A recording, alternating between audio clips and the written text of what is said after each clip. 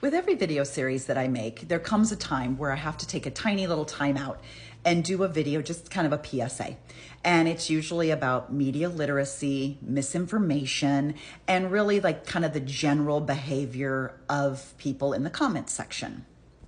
Now, we've gotten here a little bit earlier with the Scott Peterson case because it's clear that this entire case is very emotional for a lot of people. And I respect that. It's a horrific murder of a lovely young pregnant woman. And I can understand how both sides of this argument are very entrenched with their feelings. And I get that. And I want there to be a healthy outlet for you.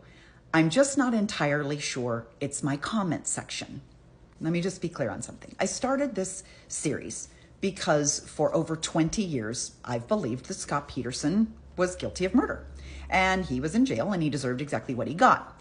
And I believed all the exact same evidence that everybody else seems to keep sharing. Well, he had a girlfriend and, he had a fishing boat and he, dyed his hair and he did this and he did that. And I believed all that other same stuff that's been presented time and time and time again. I believed it all then and I thought he was guilty. And for 20 years, I've had no reason to question that. Then I was made aware that there's an entire different group of people that have never thought he was guilty. And I thought, how on earth do you not think he's guilty? And I'm mature enough and willing enough to hear both sides of an argument. So I started looking into it and I started reading some articles and I read a book and I listened to some podcasts and I started watching some documentaries. And all of a sudden I thought, holy shit, everything that I had been told can be disputed over here. So all of the things that I thought made him guilty, other people are saying that doesn't make him guilty. And for the first time ever in over 20 years, I'm not exactly on the fence, but I have reasonable doubt. Now this has already been tried. A jury found him guilty. A jury convicted him on the evidence that was provided in the trial. I understand that. And all of that evidence is still very much available. You can read all of the police reports. You can look at all of the evidence. You can look at all of the testimony. There's no reason to be illiterate about any part of this case because it's all available online. And granted, a lot of the things that we believed in maybe weren't things that were necessarily part of the case, but I understand that over time, our drama and our emotion and our brains have told us that these things are true and we've latched onto them and we've believed them. That's okay because you can believe whatever you want to believe. But there's a whole group of people over here who believe differently. And all I'm doing is expressing some of their beliefs on here. And you might not like that. You are heavily entrenched in the camp where you think he fucking did it and he's a monster and he's guilty, and I'll never convince you differently. That's not what I'm here for. I am not here to convince you to change your mind. If you're one of those people who absolutely believes he's guilty, this isn't the series for you. You should probably tag out now because I haven't even gotten to the big stuff. Haven't even gotten to Amber Fry. Haven't even gotten to jury selection. Haven't gotten to any of that. Your hair is already on fire and I'm not even to the really big stuff yet. I am doing this because there's a whole other group over here who has made me stop and think. And you can think I'm vulnerable.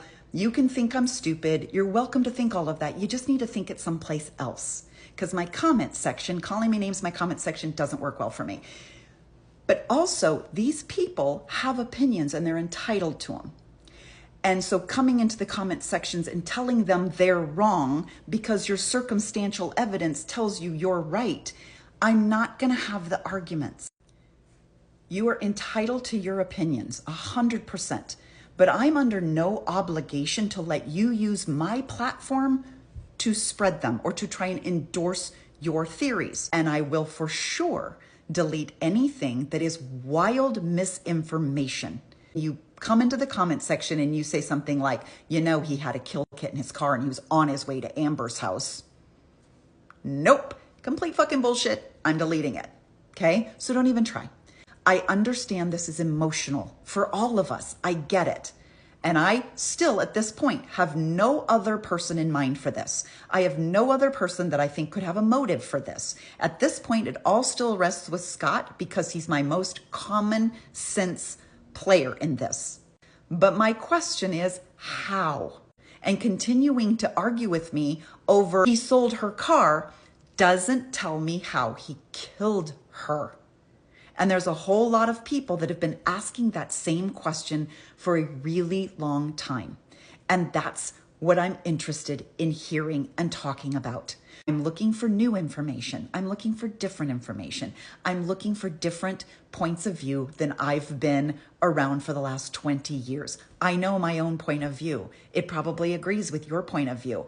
I'm interested in hearing other points of view.